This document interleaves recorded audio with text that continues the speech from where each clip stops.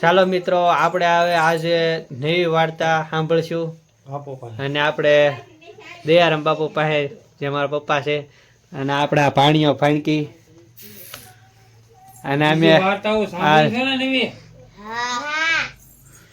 આજે આપણે વાર્તા સાંભળશું ને. હવે વાર્તામાં તો એવું છે કે જૂના જમાનાની આ વાર્તા છે, એટલે રાજાશાહી વખતની.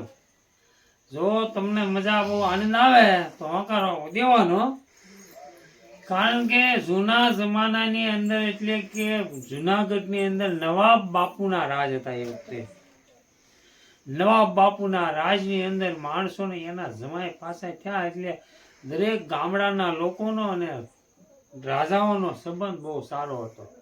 હતા મોમેડિયન, પણ છતાંય તે હિન્દુ રાષ્ટ્રની અંદર જે ગામડા હતા એ બધા ગામડાવાળાને એમ કે આપણે એના જમાઈ પાછા થયા તો જવું જોઈએ એમ કરીને એક નાનું એવું ગામ હતું. એ ગામની અંદર બધા પાદર ભેગા થયા અને બધાએ લૌકિકે જવાનું નક્કી કર્યું. મોટા મોટા પટેલિયા છે, મુખી છે, કોઈ સાધુ સંતો છે, કોઈ નાના માણસો, કોઈ મિસ્ત્રી છે, આમ બધા આખા ગામની વસ્તી ભેગી થઈ. કોઈ ઘોડા, કોઈ પાળા, એવું નક્કી કર્યું કે આપણે કાળવા દરવાજે હવને ભેગું થવાનું, પછી ત્યાંથી આપણે જવાનું.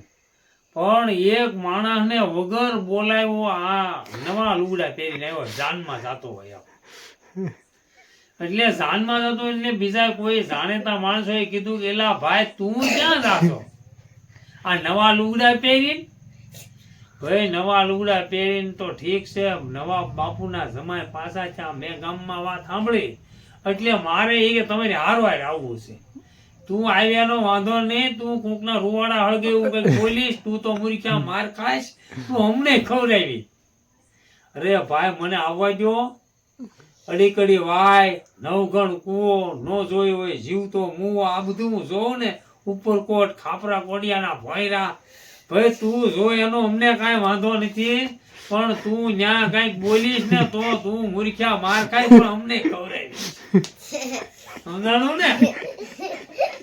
એટલે આવા માખા બોલવા માણસ એટલે તત્કાળ રોડવે, એને કાંઈ ખબર નહીં હું બોલવું હું ન બોલવું.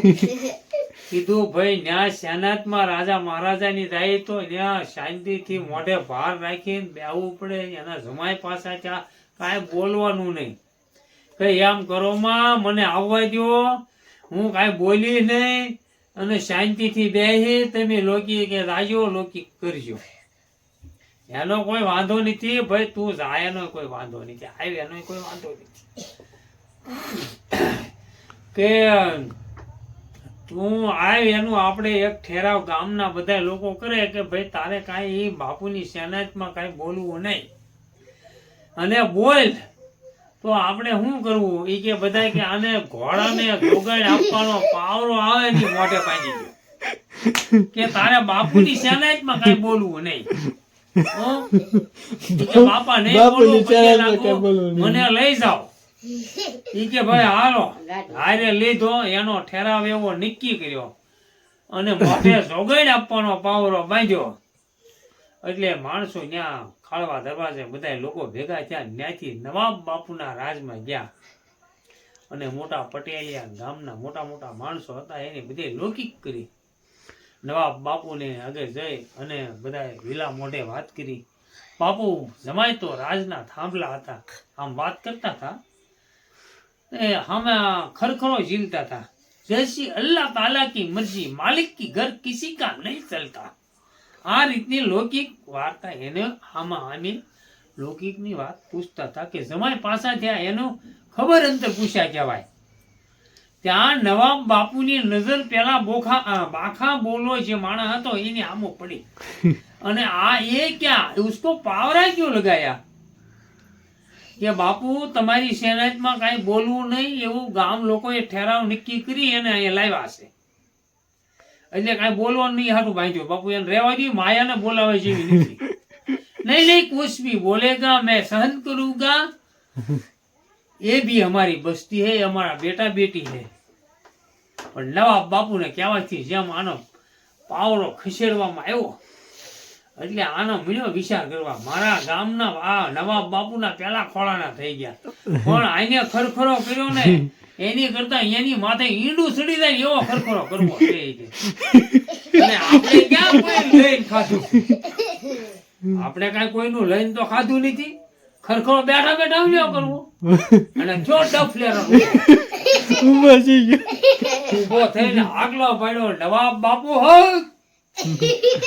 નવાબ બાપુ હે બોલ્યા એ ક્યાં સાલા બકતા હે એ તમારો જમાય મરી ગયો એમાં હું મોટો બાવળિયો ફાટી ગયો હવે અટાણથી તમે નવાબ બાપુ એમ સમજો આ વસ્તીના લોકો છે ને એ તમારા જમાય હવે આને ઈ ખબર નહીં કોણ જમાય કહેવાય કોણ શું કહેવાય કોણ એ ક્યાં સાલા બકતા પકડો સાલો ઈસકો મારો એ કે ગામ લોકોએ બધા એમ કીધું કે ભાઈ ઈ બાપુ તમે કીધું એટલે એને પાવડો ખીસડવામાં આવ્યો અમે તમને પહેલેથી કીધું તમારા રૂવાડા હળગે એવું બોલે છે આ માણસ એટલે તમને બાપુ ના પાડી પણ ગામ લોકોને એવી શરમ થઈ કે જમી ફાટે સમાઈ રહી આવા માણસોને હારે ન લઈ જવા એને એમ થયું પણ મારવા ન દીધો એટલે કે અપમાન કરીને એને કઈ કીધું નહીં ગામના હતા એટલે પણ શરમનો માર્યો એને માર્યો નહીં અડધું જ એટલે અપમાન કરીને કાઢી નાખ્યો આવા માણસો સમજાણું ગામડાની અંદર છે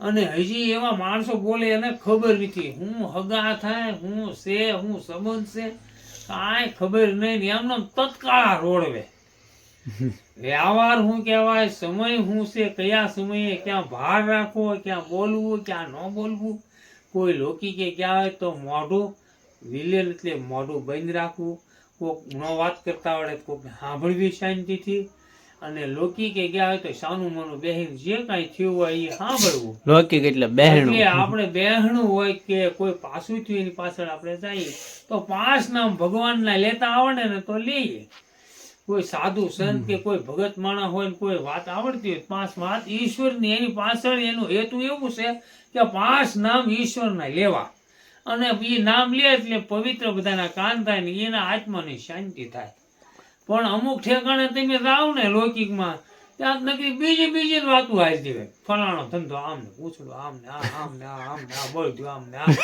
ગોજ્યો આમ ને આ પાડો અમારો આમ એટલે ભાઈ તમે લૌકિકે ક્યાં સુવા કે ક્યાં જાય એ તમને ખબર નહીં થોડુંક મોઢું ભાર રાખવો ક્યાંક શાંતિથી બેહવું અને આમાં જો તમને ખૂબ મજા આવી હોય કઈ લીધા જેવું હોય તો લેજો ન લ્યો તો તમારી મરજી બાપા સીતારામ